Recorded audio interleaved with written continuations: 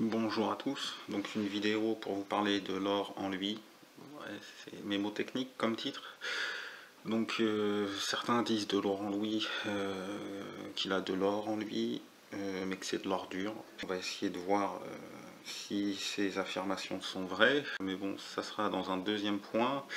Le troisième point, ce sera l'hypothèse farfelue, et avant ça, le premier point, donc, ce sera pour effectuer quelques remerciements.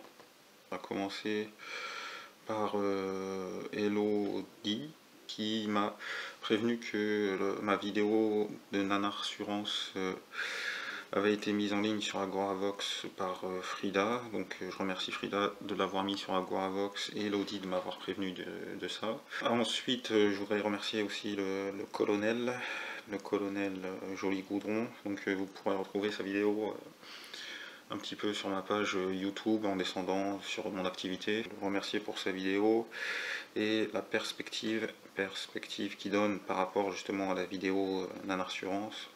Donc ouais, il donne de la perspective, notamment en donnant les revenus du secteur, donc combien gagnent les autres acteurs dans le métier. Par rapport au secteur, c'est quand même beaucoup plus parlant, d'autant que dans ces revenus du secteur, une chose qu'évoque le colonel, mais assez légèrement en fait, c'est les royalties.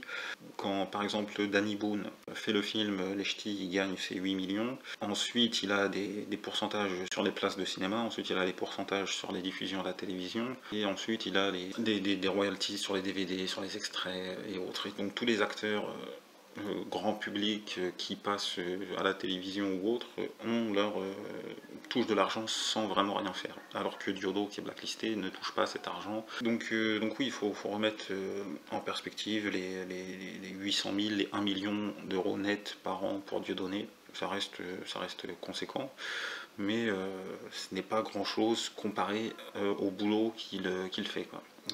Puis d'autres remerciements, c'est un gars lambda, BD plutôt, un gars lambda. Ouais, il y avait eu Scali avant, et donc un gars lambda a fait une vidéo où il donnait une preuve imparable. Mais j'ai pas trouvé que sa preuve était réellement imparable, mais je pense en avoir une vraie preuve imparable, que Laurent Louis a menti. Et donc ce que disent certains qu'il a de l'or en lui est vrai. L'or, hélas, elle est dure. Donc dans un premier temps, on va reprendre le mail qu'il a auto-censuré. Il a auto-censuré ce mail, et donc ce mail complet semble disponible sur Quenelle+, le site de Diodo, parce que c'est vrai que la partie qu'il a censurée n'est pas très à son avantage. Et donc c'est un mail qui date du 3 février. Je vais encadrer les dates parce qu'elles sont importantes. Qu'est-ce qu'on peut dire de ce mail? Déjà dans la forme, il y a un lapsus, pas vraiment, quoi. Quand on connaît le personnage, d'où il vient, c'est quand même l'extrême droite belge, le Parti populaire, et donc il fait référence au Rhum. Il fait référence au Rhum par rapport au fait que Joe Le Corbeau vit dans un mobil-home. J'ai préféré la comparaison de Thomas Tribou sur Facebook, qui dit que la vision de l'antiracisme, de la dissidence, c'est le noir dans le château et les blancs dans la plantation, dans les petites cases. J'avais comparé ça à Dassault, parce que Dassault s'était émerveillé de voir des Chinois qui travaillent dans une usine et qui y dorment. Et donc c'est Dassault, Diodo, même combat, quoi. Il nous apprend aussi une autre petite chose, parce qu'il n'y a pas que Joe Le Corbeau qui vit ou qui va vivre dans une caravane. Donc le mail, on va y revenir parce qu'il a une petite importance, mais surtout, il y a l'article sur son site internet Debout les Belges. Et donc cet article date du 16 mars avec une mise à jour vers le 22 environ, avril plutôt, excusez-moi, on est au mois d'avril. On y apprend quelques petites choses sur le comment va fonctionner cette Nanar Assurance. Ça va être du courtage en ligne. Donc ça va être un petit peu comme les furets.com, je crois, ou .net, ou je sais pas quoi.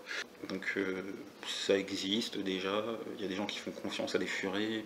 Pourquoi est-ce que des personnes ne feraient pas confiance à une quenelle en furet? Mais bon, c'est pas le plus important qu'on apprend, parce que pour moi le plus important c'est le mensonge qu'il profère dedans. Dans cet article en fait, il nous parle de la société qui va faire ce courtage. Elle s'appellera ou elle s'appelle Nicomed. Et donc d'après lui, cette société sera tenue à 70% et puis à 30% par Mbala, madame, et Sassi pour les 30. Ceci est un mensonge, et je vais le prouver si Dieu le veut. Mais avant de revenir dessus, je vous invite à vous renseigner sur Nicomed, car c'est un petit clin d'œil à mon avis, une petite référence, comme aiment les faire ces gens-là. Je vous conseille le livre de Pierre Corneille, qui a écrit sur Nicomed. Donc comme ça vous en saurez plus, je vais pas trop vous raconter le truc. J'ai que 15 minutes. Il nous dit que cette société s'appellera Nicomed, ce qui est faux. Cette société s'appellera ANA. A-N-A. Ça sera le nom de l'entreprise, ANA. Comment on le sait? Parce que tu vas sur un site internet qui s'appelle lessociétés.com et puis tu cherches et tu trouves ANA, une assurance. Et donc on apprend que cette société ANA est une société par action simplifiée, avec un capital de 1000 euros. Donc on n'en apprend pas beaucoup. Sur le site internet, je mets la capture d'écran du site internet. On a plusieurs dates. On a la date du 11 février. Ensuite, on a la date du 14 avril. Oh, 14 avril, c'est juste avant son article et son clash sur Facebook. C'est bizarre ça. Et ensuite, on a une autre date juste au-dessus qui est le 31 mars. Donc ces deux dates sont à part, celle-là est au-dessus. Les trois sont des éléments constitutifs. Donc qu'est-ce que c'est en fait? Ce document-là est assez facile à retrouver sur internet. Il s'agit de l'annonce dans le bulletin officiel des annonces commerciales et civiles. Le PODAC, c'est un mensuel qui reprend toutes les annonces commerciales et civiles qui sont parues dans les journaux locaux, parce que dans les journaux, dans les canards locaux, il y a toujours une petite page réservée aux annonces légales, quoi. Donc le 11 février, c'est l'annonce dans le canard local, donc d'Eure-et-Loire. Donc voilà, Laurent Louis l'a peut-être pas vu celle-ci, mais c'est obligé, je pense qu'il a vu celle du 14, celle qui est parue dans le BODAC et que l'on peut retrouver sur internet. Le 31 mars, les éléments constitutifs, c'est là en fait qu'on apprend le nom de la société, la répartition du capital et son statut, et ainsi de suite. Donc ce 31 mars, c'est en fait, ouais, vous pouvez le payer pour environ 10 euros. C'est le récépissé du CCI, de la Chambre du commerce et d'industrie en fait. Donc voilà, qu'est-ce qu'on nous apprend donc et comment monsieur Laurent Louis a menti? C'est que c'est une société anonyme au capital de 1000 euros certes, avec 100 actions. Et donc ça fait donc 10 euros par action, hein, 10 euros l'action. Et on apprend que 75% de cette société à action simplifiée est détenue par Merlin, Mbala, fils d'eux, et 25% par Madame Dieudo, quoi. Parce que ce n'est jamais Dieudo hein, il est insolvable, hein, limite il est au RSA le gars. Donc voilà, c'est la répartition du capital. Il n'y a pas du tout monsieur Sassi. Monsieur Laurent Louis a menti. Et le petit clin d'œil, on l'a vu. Il a menti et il le sait qu'il a menti. Il a menti consciemment. C'est encore plus grave. Hein. Pourquoi je sais qu'il a menti? C'est parce que en plus de la société ANAB, si vous faites une recherche juste avec ANA, vous allez peut-être trouver aussi, il y a une autre société qui s'appelle ANA-BE. C'est l'ANA Assurance ANA-BE Belgique. c'est le nom. Et donc c'est pareil, on a plusieurs dates, je vais vous mettre la capture d'écran.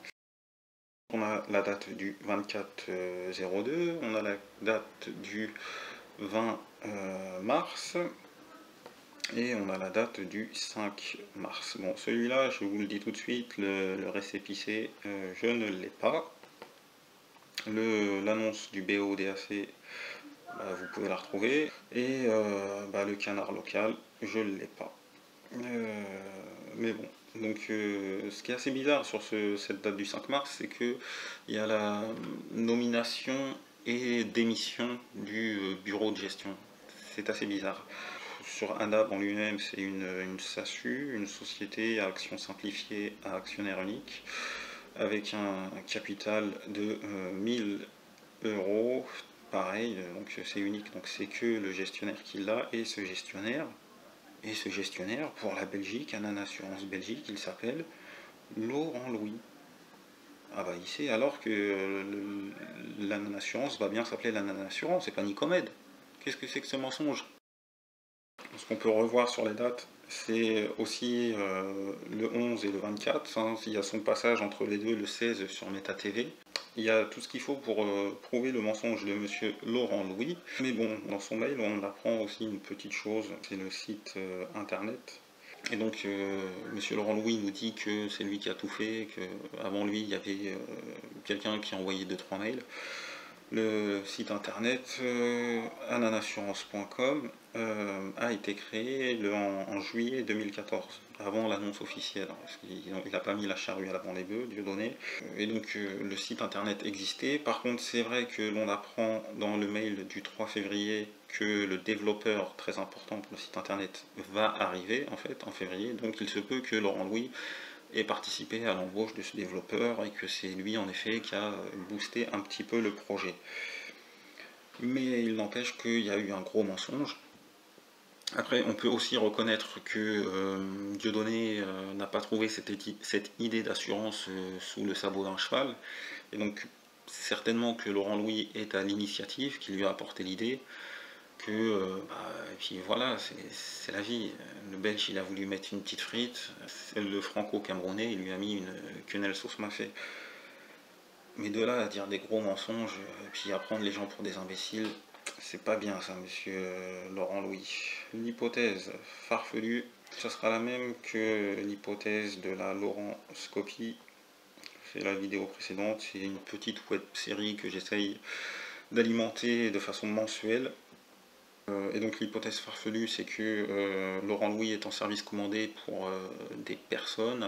Des petits éléments qui permettraient de penser que c'est possible, c'est que, comment il s'appelle justement, ce monsieur Sassi a créé un site internet au mois de novembre 2014, donc avant le mois de décembre, avant l'arrivée de Laurent Louis. Le site internet c'est assure au meilleur prix, .com.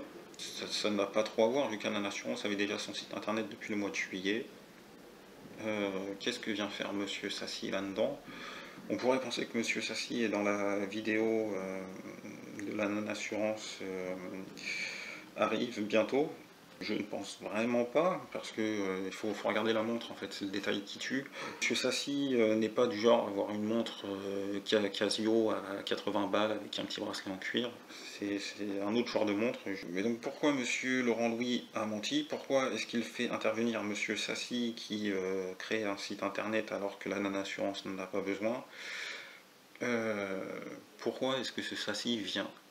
Est-ce que ce monsieur Sassi a piloté Laurent Louis, ou est-ce que Laurent Louis est piloté par Alain pour fragiliser Batibara afin que celui-ci continue sa collaboration et fasse leur parti politique? C'est un joli coup tenté, c'est bien tenté. Peut-être que l'arroseur s'est retrouvé arrosé parce que son mensonge est flagrant. Donc voilà, bonne continuation à vous.